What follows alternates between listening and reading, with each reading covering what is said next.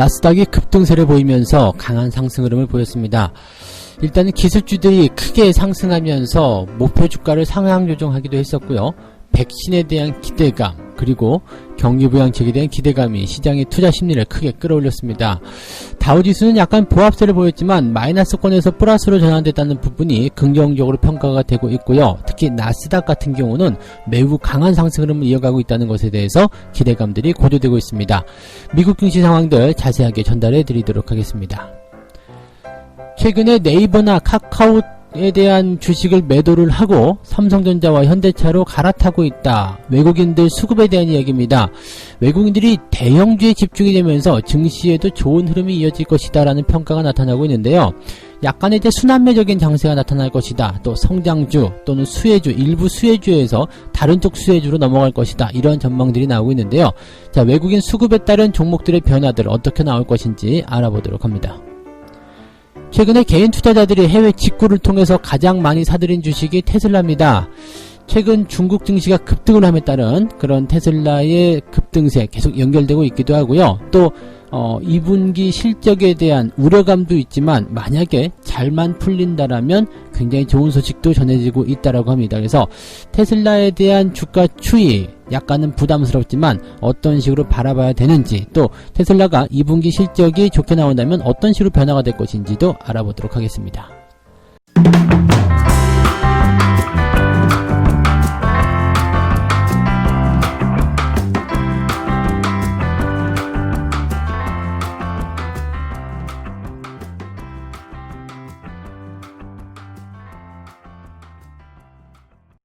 네, 반갑습니다. 오늘은 7월 21일 화요일입니다.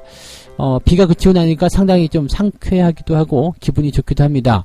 전체적으로 시장도 그러한 모습도 보여주고 있습니다. 우리가 밤사이에 놓치고 있었던 그런 소식들이 굉장히 좋은 그런 분위기를 형성해주고 있는 모습인데요. 자, 일단은 마이너스로 크게 떨어졌었던 다우지수가 플러스로 다시 상승 전환이 됐고요. 나스닥 같은 경우 주춤거리던 시점에서 강하게 상승하게 됩니다. 1767포인트 나스닥 굉장히 강한 모습이죠. 그래서 2.5%나 급등세를 보이면서 마무리가 됐습니다. 나스닥을 강하게 끌어올린 주요한 원인은 이제 기술주의 어떤 반등이었다라고 볼 수가 있겠죠. 그래서 전체적으로 상황을 놓고 본다라면 백신, 그 다음에 부양책, 이 부분이 가장 중요한 골자였다고 보실 수 있겠고요. 또 기술주들에 대한 이야기들이 거기에 대한 기대감들을 가졌다 보실 수 있겠습니다. 백신에 대한 이야기 보면은 굉장히 이야기 많습니다만은 지금 화이자라든지 이런 쪽에서 나오는 그 백신에 대한 이야기 있죠. 이게 괜찮다라는 얘기가 나오고 있습니다. 그래서 이 백신이 일단은 나오게 된다라면 경기 호전에 대한 기대감들 계속적으로 나올 수 있다. 이렇게 볼 수가 있겠죠. 그러니까 거기에 대한 기대감이 좀 있겠고요. 여러 가지 소식들이 계속 전해지고 있습니다. 기존에 개발되고 있던 백신에 대한 이야기뿐만이 아니라 지금 영국 바이오 기업 시네어젠이라는 기업이 이제 환자들을 대상으로 했을 때 인테페론 베타라는 그 약물에 대한 치료가 환자 상태 개선에 큰 효과를 나타냈다. 그러니까 이것은 이제 치료제에 대한 부분이었고요. 그 다음에 화이자와 바이오엔테크도 현재 독일에서 임상시험을 진행하고 있는데 이 백신에 대한 부분들이 매우 긍정적이었다고 발표를 했죠.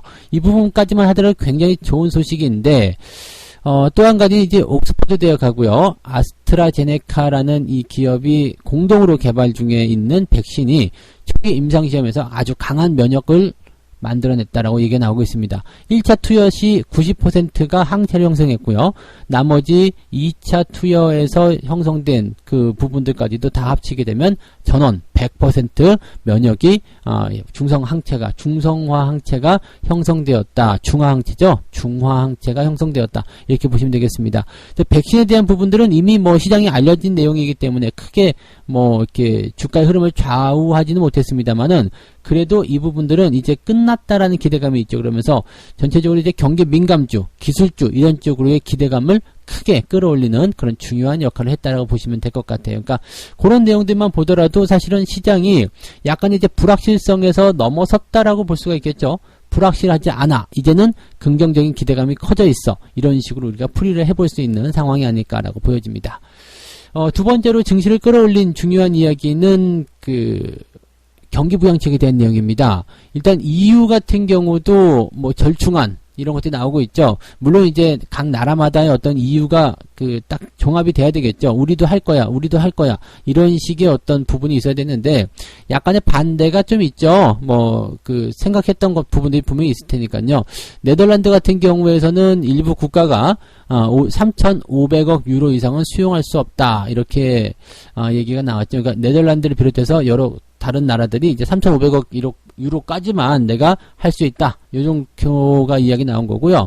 프랑스 같은 경우는 4,000억 유로 아래로는 보조금을 해봤자 실효가 없다. 더 많이 하자. 이렇게 얘기가 됐고, 당초 EU 쪽에서는 보조금을 5,000억 유로를 하자. 그러니까 즉 각 나라마다 5,000억씩 내라. 이렇게 얘기가 있는 부분들인데, 일단은 뭐 3,900억 유로 정도로 이제 그 보조금의 규모를 좀 맞춰보자. 이렇게 나오고 있어서 아마도 이렇게 될 것이다라고 전망이 되고 있다고 합니다. 그러니까 유럽 지역의 경기 부양책에 대한 그런 기대감들이 약간은 이제 적용이 되고 있다고 볼 수 있겠고요. 미국 지역 같은 경우로 넘어오더라도 굉장히 좋죠. 백악관하고 공화당이 지금 현재 논의 중에 있는 모습이긴 합니다만 일터의 복귀, 그 다음에 학교의 재개 이런 쪽에 부양책에 초점을 맞출 것이다. 이렇게 원칙을 밝혔고요. 공화당 내에서는 이제 실업보험에, 즉 실업수당에 대한 어떤 그 지원을 연장하거나 이런 부분들을 지지할 수는 있다. 그렇지만 금액적인 부분에서는 지금 현재 주당 600달러를 주고 있는 부분보다는 적어야 한다라고 얘기를 하고 있습니다. 그러니까 뭐 일단 지원을 해주긴 하는데 규모를 조금 줄여야 되는 것이 아니겠느냐 이런 식으로 얘기가 되어 있고요. 그 다음에 그 급여세에 대한 감면, 즉 그 급여를 받는 것에 대한 세금을 떼는 것도 약간의 이제 그 감면을 해주겠다. 즉 감세 효과를 조금 보여주겠다. 이렇게 얘기 나오는 거죠. 그러니까 사실 세금의 감세는요 소득을 좀 증가시키는 중요한 요인이 되죠. 그러니까 100만 원에서 10% 세금이 됐다 그러면은 90만 원을 받아가지만 5% 세금으로 바뀐다 그러면은 95만 원 받아가기 때문에 5만 원에 대한 그런 효과가 더 만들어지게 된다고 보시면 됩니다. 그래서 지금 보면 이제 이러한 내용들이 경기 부양책에 모두 다 포함될 것으로 예상이 되고 있기 때문에 긍정적으로 볼 수가 있겠고요. 그 다음에 이번 달 말에 이 실업수당에 대한 지원 이 부분이 종료가 될 예정이 있기 때문에요. 이 추가적인 경기 부양책에 대한 그런 기대감이 좀 빨리 합의가 돼야지만이 좋을 것이다라는 전망이 나오고 있습니다. 그 다음에 이제 기술주들 같은 경우도 지금 보면 이러한 상황들을 힘입어서 상승세를 보이고 있는데 기술주들이 상승하는 이유는 간단합니다. 왜냐면 그 지금의 그 경기가 조금 침체된 이 상황을 극복해 나간다, 좋아진다라는 쪽으로 분위기가 형성된다는 거거든요. 즉 백신에 대한 부분이 나타나게 되면 지금처럼 이렇게 경제 봉쇄라든지 또는 2차 확산 뭐 등등 여러 가지 부분에서의 어떤 우려감들 줄어들게 될 테고요. 감기와 같이 물론 이제 매년 가장 많이 사망하는 질병 중에 하나가 감기잖아요.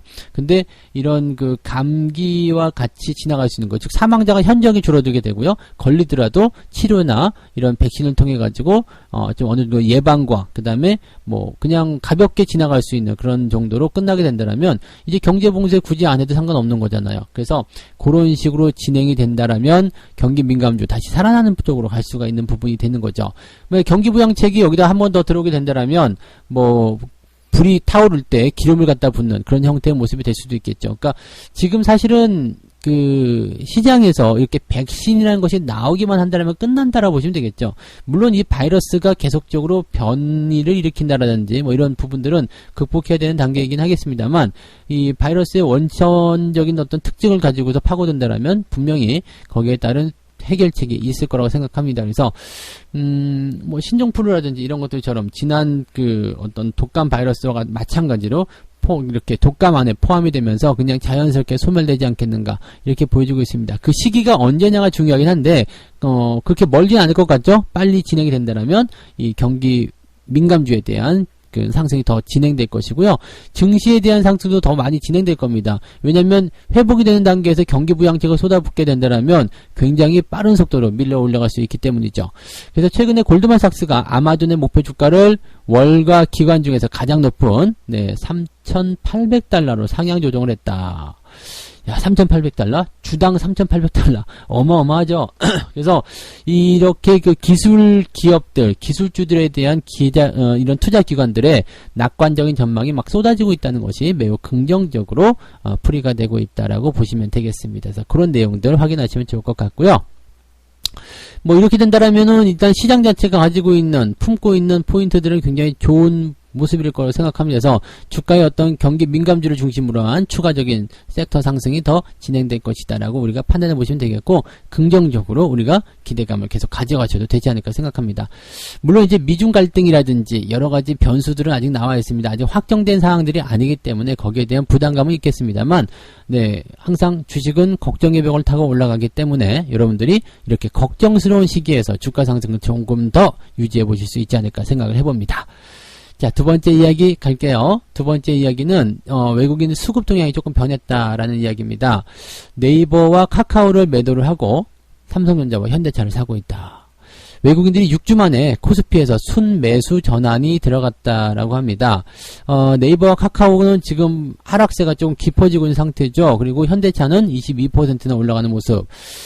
지금 현대차라든지 이제 삼성전자 이런 쪽은 이제 경기 민감주 쪽으로 진행이 되고 있고요. 네이버나 카카오 같은 경우는 언택트, 즉 현재 그 상황에서 수혜를 받을 수 있는 그런 종목군에 집중이 됐었습니다.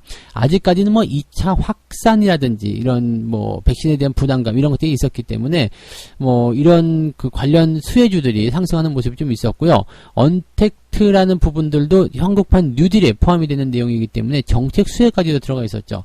물론 이제 네이버나 카카오나 또는 이제 뭐 NC소프트 이렇게 이게 상승 기조를 타고 있는 종목들은 추가 상승이 더 나올 수 있는 가능성이 충분히 있다라고 좀 판단이 됩니다. 그래서 추가 상승에 대한 기조를 그대로 끌고 가면서 주가가 더 좋아질 수 있는 어떤 포인트들이 만들어지게 되겠지만, 일단 지금 현재로서는 단계에 너무 올랐다는 부분들이 부담을 줄 수 있겠고요. 외국인들이 이 경기 민감주 섹터가 움직이는 이 좋은 먹잇감을 놔둘 리가 없죠. 그래서 일부 차익 실현에 대한 부분을 통해서 순환매가 자연스럽게 일어나게 된 것이다. 이렇게 봐주셔도 좋을 것 같습니다. 자, 그러면 이 경기 민감주가 어느 정도까지 또 상승할 것인가 이거 봐야 되겠죠. 그러니까 외국인들이 지금 들어가는 부분들이 초입인지 아니면 뭐 끝물인지 이런 것들을 좀 보셔야 되는데, 이 내용은 이제 백신의 결과에 따라서 순환매 정도가 정해질 것이다 라고 되어 있습니다. 뭐 당연한 이야기겠습니다만, 백신에 대한 개발이 성공적일 경우 경기 민감주로의 순환매가 좀 더 이어지게 될 것이다. 왜냐면 이제 경기가 회복되는 속도가 더 빨라지게 될 테고요. 기대감이 더 커지게 될 테니까 그것과 바로 연결될 수 있는 경기 민감주가 굉장히 강하게 상승할 것이다. 뭐 당연하게 우리가 생각할 수 있는 부분이겠죠. 그래서 우리도 이제 사실은 그런 쪽으로 보고 있죠. 하반기에는 경기가 더 회복될 것이다라는 기대감이 당연히 나와 있는 부분이기도 하고요. 또 경기 민감주 섹터 쪽으로 계속 집중해서 조금 담아가고 있는 이유가 그러한 내용들이라고 보시면 되겠습니다. 경기가 좋아진다는데 뭐 강장 이제 수혜를 받을 수 있는 그런 종목군들이 또 대형주 쪽으로 집중돼도 괜찮고요. 대형주에서 파생되어 나온 그런 중소형주 쪽을 공략하셔도 괜찮죠. 어쨌든 경기 민감주라는 범주 안에 들어가 있으면 괜찮을 것이다라고 말씀을 좀 드릴 수 있습니다. 근데 이제 증권가에서는 이렇게 얘기하죠. 공격적으로 투자하는 것보다는 조금 지켜보면서 이제 점진적으로 수익을 확대해 나가자 뭐 이렇게 얘기를 하고 있는데, 사실 갈 때는 뭐 앞뒤 가리지 않고 그냥 막 가버리는 거거든요. 그리고 이제 이렇게 쭉 달려나가는 모습도 이제 추세로 연결되는 부분이어서 워낙 힘이 강한 그런 모습으로 형성될 수 있습니다. 물론 이제 경기 부양책이 한계에 다다랐다. 왜? 경기 상황이 좋아진다. 뭐 백신이 개발된다. 이렇게 되면 경기 부양책 조금 뒤로 물러날 수 있는 부분이 되겠죠. 그래서 지금 많이 좋아지고 있으니까 굳이 경기 부양 안 해도 되는 거 아니겠느냐? 이런 식으로 나오는 거죠. 그러니까 일단은 당장 위급하니까 경기 부양책을 굉장히 크게 사용을 했지만 좋아지고 있는 과정에서는 이 규모를 점점 축소해 나갈 것이다. 더 공격적인 경기 부양은 하지 않을 것이다. 이러한 부분들이 또 어떻게 보면은 부담스러울 수 있다는 얘기가 될 수 있겠죠. 이게 좋을 때 계속 밀고 들어가야지 좋은데 여기서 조금 주춤하고 뒤로 물러선다. 뭐 이 부분이 약간은 조금 불만족스럽다라고 생각하는 것 같습니다. 그렇지만 일단은 경기 부양과 그 다음에 경기가 살아나는 것, 그 규모를 보게 되면 그냥 경기가 자생해서 살아나는 거지 훨씬 더 유리하게 적용된다는 것을 명심하시면 되겠습니다. 여러분들이 꼭 반드시 아셔야 되는 내용 중에 하나가 이것가 아닐까 생각합니다. 그래서 경기 민감주에 대한 부분들은 조금 많이 오른 것 같은데 지금 해도 괜찮을까? 라는 생각을 하실 수 있겠습니다만, 네, 이런 부분들 물론 단기에 급등한 종목들 따라가시기는 조금 어려워요. 그렇지만 조정을 통해서 약간의 주식이 깔아지는 그런 형태의 모습이 나오게 되면 집중적으로 공략하시는 것도 나쁘지 않겠죠. 그 부분 말씀을 좀 드려봅니다. 자, 세 번째 이야기 가도록 합니다. 테슬라에 대한 이야기 해드릴게요. 테슬라가 최근에 이제 실적이 굉장히 좋게 나오면서 주가가 굉장히 많이 올랐습니다. 또 증권가에서도 테슬라에 대한 목표 주가를 계속적으로 올려놓은 상황이기도 하고요. 지금 7월 13일 기준으로 봤을 때 1794달러, 1795달러죠. 무지막지하게 올랐습니다. 해외 직구에서 가장 많이 우리나라 사람들이 사들인 주식도 테슬라라고 구분이 되고 있기 때문에 뭐 이 내용들은 우리나라 사람들이 올린 것인가 싶을 정도로 굉장히 이제 조금 그 가파른 상승을 보여주고 있는 모습이기도 합니다. 아마도 이제 외국 쪽, 그 미국 쪽에서 데이터를 집계될 때는 외국인들 매수가 굉장히 많이 들어왔다, 이런 식으로 잡힐 수도 있을 것 같기도 하고요. 자, 테슬라가 이렇게 상승한 배경에는 여러 가지 있겠습니다만, 이제 중국 쪽 주가가 상승했었던 그 이유가 가장 많이 포함되지 않았을까 생각합니다. 중국이 전기차 시장에서 세계 최고인 건 아시죠? 세계 최대의 그런 전기차 시장을 가지고 있기 때문에 중국이 그렇게 못된 짓을 하고 막 나쁘게 그렇게 그 대우를 해줘도 사실은 중국 시장을 버릴 수가 없는 게 그런 것들이죠. 그래서 중국 시장이 가장 크고 또 규모가 굉장히 크기 때문에 거기에서 그냥 일부분만 잠식을 하더라도 충분히 실적이 증가할 것이다라고 예상을 해볼 수 있는 부분이겠죠.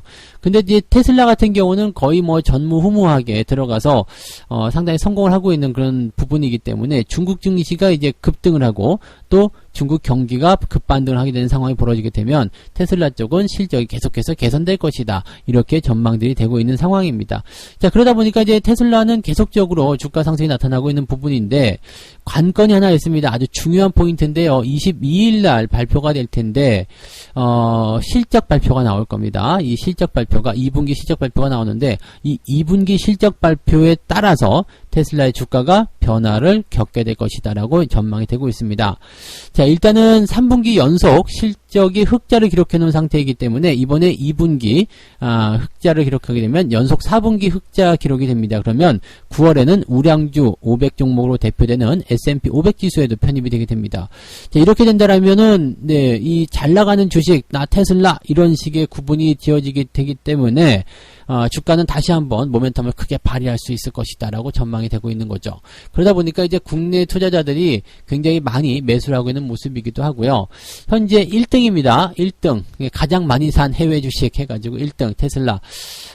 그렇게까지 매력있나 싶을 정도이기도 한데요. 요즘엔 테슬라 안 가지고 있으면은 해외 주식 한다고 하지 마, 뭐 이런 얘기 나올 정도라서 굉장히 네, 이런 부분들 뭐 의미가 있다고 보실 수 있겠죠. 그 다음에 마이크로소프트나 애플, 아마존, 사실은 애플 쪽에 매수가 많이 들어가 있었는데 이제는 뭐 거의 2배 가까운 수준으로 테슬라의 주식을 매수를 해놨다라고 얘기가 되고 있습니다. 무려 4조 8천억입니다. 그래서 이 국내 투자자들이 테슬라 쪽에 집중된 모습이 굉장히 강하게 나타나고 있다고 보시면 되겠습니다.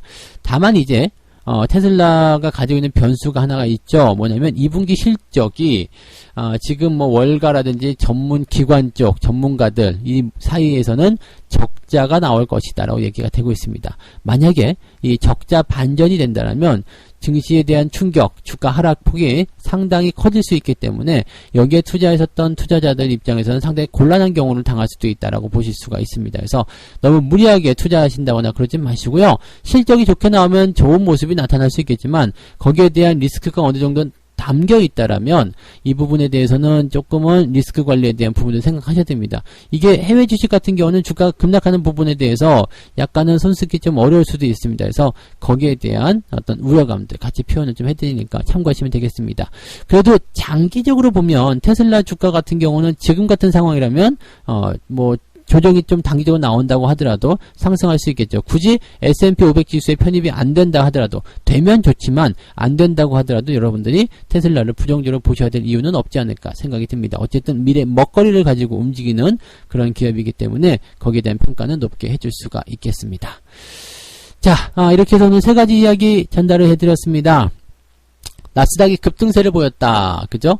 기술주가 껑충 뛰어오르면서 나스닥 지수를 크게 끌어올렸는데 여기에 대한 배경은 백신에 대한 개발, 경기 부양책에 대한 기대감. 그래서 민감주 섹터 쪽으로 시장의 관심이 돌아섰다라고 말씀을 좀 드릴 수 있겠습니다. 국내 증시에서는 네이버라든지 카카오 쪽에 대한 매도가 진행이 되고 삼성전자, 현대차를 외국인들이 사들이고 있다라고 합니다. 아무래도 경기 민감 섹터로 집중이 되는 모습인 것 같고요. 언택트로 그동안 수혜를 입었었던 이런 종목들에 대해서는 이제 뭐 경기가 좋아짐에 따른 그런 부분으로 인해서 약간의 투자 열기가 식어지고 또 그동안 올라온 것에 대한 차익 실현이 들어간 것이다. 이렇게 말씀을 드릴 수 있겠습니다. 테슬라가 급등세를 보였는데요. 뭐 일단은 중국 경기의 어떤 상승 기대감, 그 다음에 4분기 연속 흑자를 할 것인가 말 것인가에 대한 부분들, 또 우리나라 투자자들이 1등으로 많이 산 주식, 그래서 주가가 많이 올랐다라고 좀 판단이 될 수 있겠는데 2분기 실적이 가장 큰 변수라고 말씀을 좀 드릴 수 있겠습니다. 그래서 2분기 실적에 대한 변수가 만약에 잘못해서 이제 적자로 전환이 된다면 아마도 단기적 하락은 피하기가 어렵다. 그래도 장기적으로 보기엔 나쁘지 않은 기업이기 때문에 여기에 대한 리스크 관리를 통해서 주식을 잘 유지해 나가시면 좋지 않을까 생각이 듭니다. 뭐 오늘 분위기 크게 나쁘지 않을 것 같기 때문에 긍정적으로 보셔도 좋을 것 같습니다. 책 한 꼭지 읽고 마무리하도록 하겠습니다. 싸게 살 수 있을 때란 언제인가? 공급이 너무 많아서 수요 측이 거들떠 보지도 않을 때나 가지고 있으면 손해를 본다면 모두가 팔고 싶어 할 때이다. 둘 다 매수의 에너지보다 매도의 압력이 강한 상태다. 이 상태가 계속되면 그동안 어떤 것이든 이런 상태가 계속되는 동안에는 어떤 것이든 싸게 사둘 수가 있다. 매도 우위일 때야말로 상품을 들여놓을 기회이다. 뭐 바꿔서 얘기하면은 상승한 종목, 급등한 종목에서는 매수세가 강하기 때문에 매수를 하는 것이 아니라 이렇게 반대되는 입장, 매도 세력이 굉장히 강해서 주가가 하방에 대한 포인트를 만들어내고 있을 때, 그럴 때 집중적으로 들어가시는 것이 좋다. 이런 얘기가 전해지고 있는 거겠죠. 그래서 그런 부분들 참고하시면 좋겠습니다. 자, 그래서 오늘은 여기까지 이야기 해드릴게요. 저는 장중시황에서 다시 돌아가겠습니다. 고맙습니다.